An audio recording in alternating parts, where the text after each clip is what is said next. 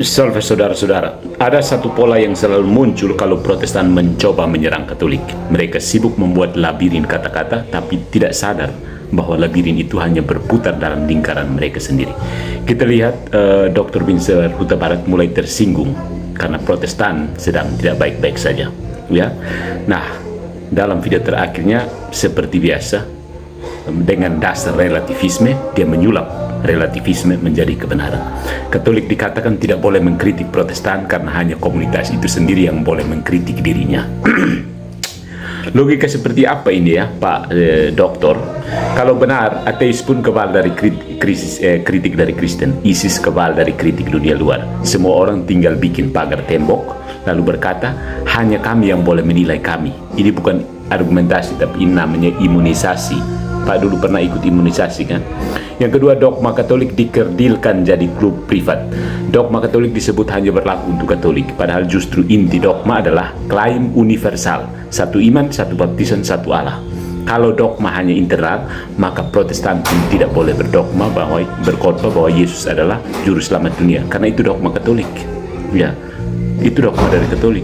Yesus adalah Tuhan. Itu bukan dogma Protestan. Buang. Ya.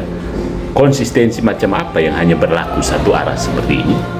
Kemudian tuduhan umat Katolik dilarang menafsir. Ini stromen murahan. Faktanya Katolik justru mendorong umat membaca kitab suci. Lihat Dei Verbum. Pak Subaca Dei Verbum kan? Jangan terlalu omong-omong banyak, baca. Ya. Yang dilarang adalah tafsir liar tanpa aturan yang memecah belah tubuh Kristus. Nah ironinya, apa yang Katolik larang, private interpretation, justru menghasilkan ribuan denominasi Protestan baku naik sembarang. Jadi siapa yang sebenarnya terjebak? Tafsir pribadi Protestan sendiri, bukan?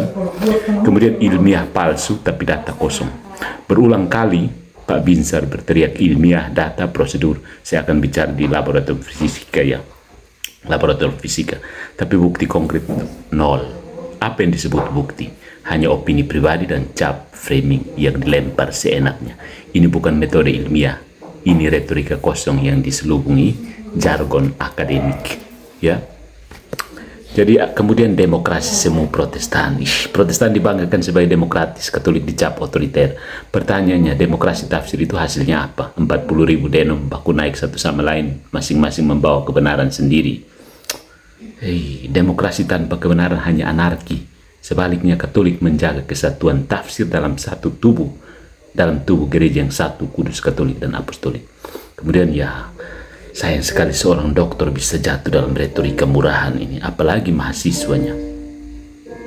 Beginilah kerusakan Protestan ya. Framing tidak nyampe ilmunya, kurang baca, itu bukan argumen ya.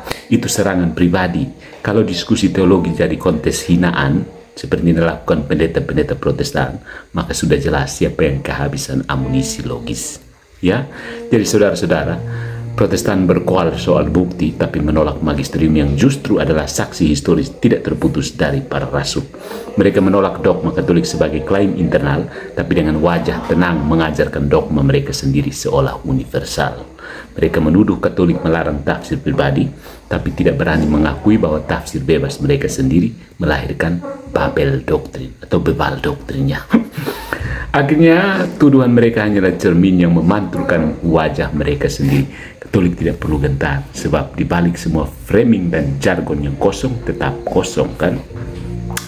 Protestan itu kosong, tidak punya substansi. Kalian hanya tersinggung lalu menghina Patris Allegro. Selain itu tidak ada.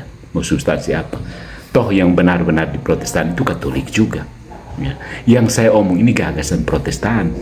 Ya, bukan jemaat Protestan. Jemaat Protestan itu banyak yang kamu kan banyak ajarkan ajaran Katolik kan. Protestantisme itu merusak kalian itu.